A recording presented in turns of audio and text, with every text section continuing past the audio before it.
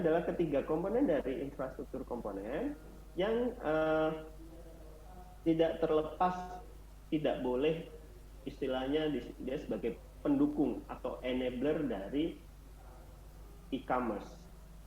Nah, kalau kita petakan komponen-komponen tadi ke dalam suatu infrastruktur overview, maka bisa dilihat seperti ini. Ya. Nanti untuk materinya akan saya bagikan ke Immanuel ya, tadi yang pagi kontak saya, nanti saya akan ya. Kalau kita bagi, saya petakan dari yang saya sampaikan tadi seperti ini. Ya. Ini komponen-komponen. Kemudian, ketika kita mencoba untuk sudah menerapkan beberapa hal tadi terkait e-commerce, ada beberapa kriteria yang harus kita lakukan untuk mengevaluasi infrastruktur dari e-commerce. Yang pertama, fleksibilitasnya. Fleksibilitasnya seperti apa? Apakah dia cepat responnya atau bagaimana? Kita lihat dari fleksibilitas.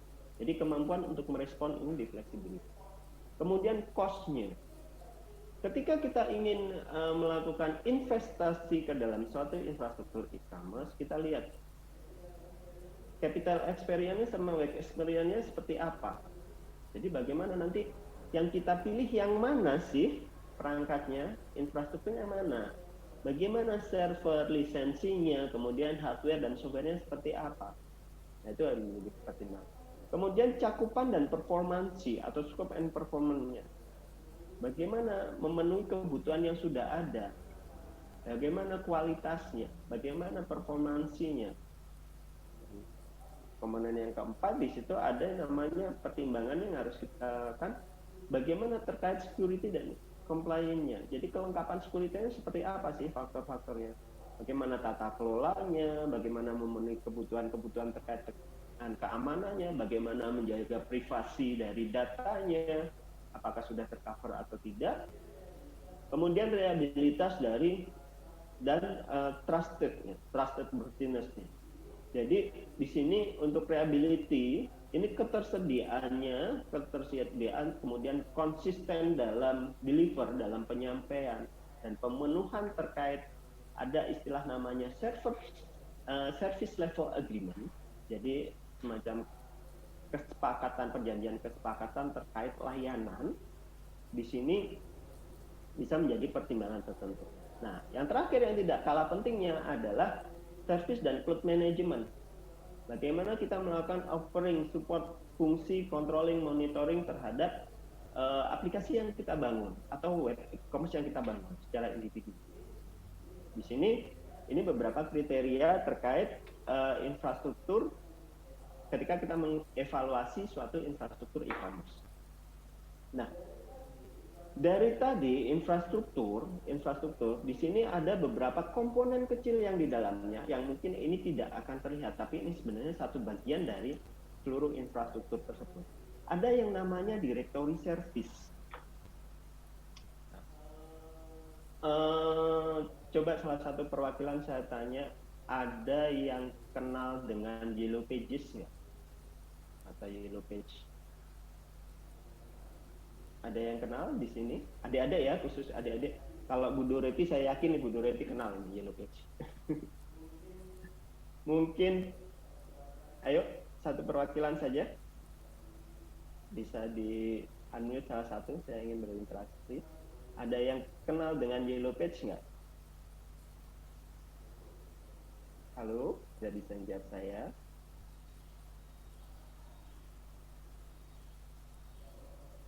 Belum ada yang kenal kayaknya, Pak. Oh, nggak ada. Iya, nggak ada, Pak. Nggak ada yang kenal ya. Dulu, mungkin Yellow Page itu berakhir tahun 2000 awal ya, 2000 awal itu mungkin masih 2000 awal sampai 2005 itu masih ada tuh. Yellow Page ini buku kuning, buku kitab istilahnya. Kitab di mana isinya adalah nomor telepon baik pribadi maupun perusahaan di situ. Di situ Yellow Page. Nah, ini kalau kita ibaratkan dia adalah directory service. Istilahnya adalah katalognya. Ketika adik-adik ingin mencari sesuatu, maka ya carilah di low page itu, carilah di directory service. Nah, itu komponennya. Di sini ada komponen yang namanya komponen layanan yang namanya directory service. Di situ semua katalog akan terkumpul menjadi satu, layanan dan lain sebagainya. Kemudian ada yang namanya dengan public key infrastructure. Public key infrastructure ini apa sih sebenarnya? Ini adalah kunci publik yang dipergunakan untuk melakukan enkripsi data adik-adik atau data para user di dalam suatu jaringan internet. Jadi mereka harus mengenali PKI ini punyanya siapa sih PKI-nya. PKI-nya punya siapa sih ini? Nah, itu harus diidentifikasi. Kalau PKI-nya sudah benar, oke, kita bisa lakukan transaksi. Tapi kalau PKI-nya salah, oh ini tidak bisa, harus ditolak. Semacam filteringnya. Di situ PKI adalah dipergunakan untuk enkripsi.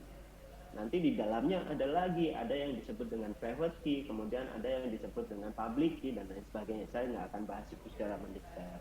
Kemudian yang tadi kalau kita lihat di in customer mind, di dalam pikiran customer, ada yang disebut dengan certificate authority. Certificate authority apa sih? Nah, ini yang tadi saya utarakan ada. Ini ijazahnya, buktinya bahwa dia mempunyai sertifikat. Oh, saya berasal dari server A, saya berasal dari server B.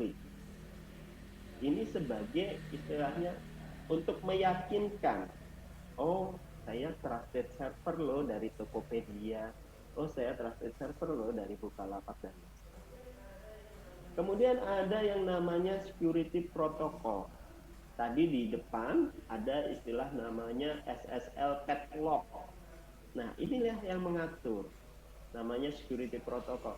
Di sini diatur protokol keamanannya harus menggunakan SSL atau secure socket layer.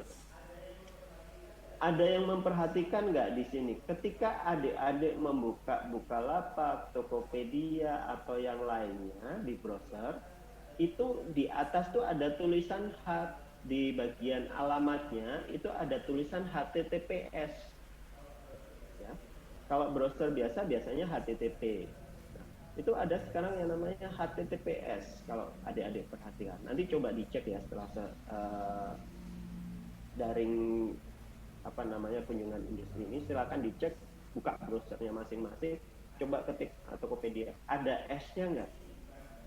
S ini bukan buat dingin, tapi S ini dia merupakan identifikasi bahwa dia menggunakan SSL atau Secure Socket Layer dan jamin untuk protokol keamanan. Kemudian yang terakhir, komponen layanan terakhir ada yang namanya Privacy Enhanced Email. Jadi ini dipergunakan untuk messaging, jadi pengiriman pesan, informasi pesan. Biasanya e-commerce yang ada di Indonesia, baik e-commerce maupun marketplace yang ada di Indonesia, itu mereka menerapkan notifikasi baik via email dan lain sebagainya. Nah, komponen PEM inilah yang menghandle-nya, yang menanganinya. Kemudian dari kelima komponen ini, komponen service ini tentunya mereka harus saling terintegrasi antara satu dengan yang lain. Selanjutnya mengenai Internet Application Trend. Nah, kalau dulu internet itu kita hanya browsing biasa, kemudian ada berkembang menjadi yang WAP ya, WAP, kemudian yang di Symbian. Dulu awalnya internet itu hanya bisa dibuka melalui komputer, ya. Dengan mesin pencari, kalau Google dulu belum setenar sekarang, dulu masih ada Hasta La Vista, kemudian ada apa lagi ya, Yahoo masih kecil untuk searching engine, dan Google belum sepowerful sekarang. Kalau sekarang kita ibaratkan Google itu mbahnya pengetahuan ya. Apa-apa kita cari di Google, maka disebut dengan mbah Google ya. Nah, internet trend di sini ada internet TV. Jadi sekarang sudah ada yang namanya media streaming.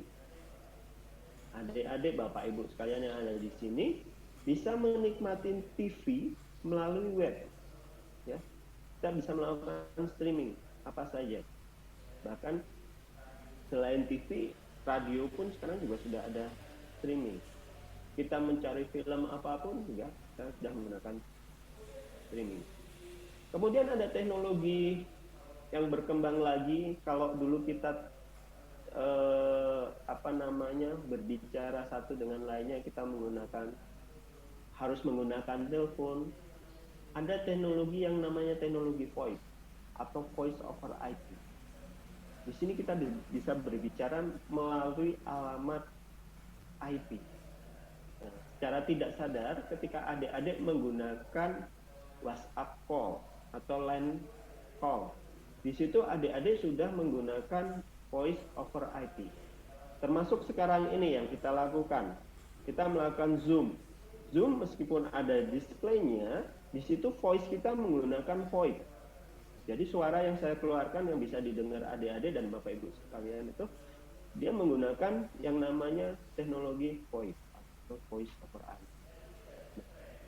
Yang ketiga, tren telepon. Kalau dulu kita telepon menggunakan kabel telepon, ya, kabel telepon yang tembaga itu. Sekarang semua telepon sudah berubah menggunakan media kabel FU. Di sini dia menggunakan data, maka ada disebut dengan internet telepon. Yang terakhir ada perkembangan wireless.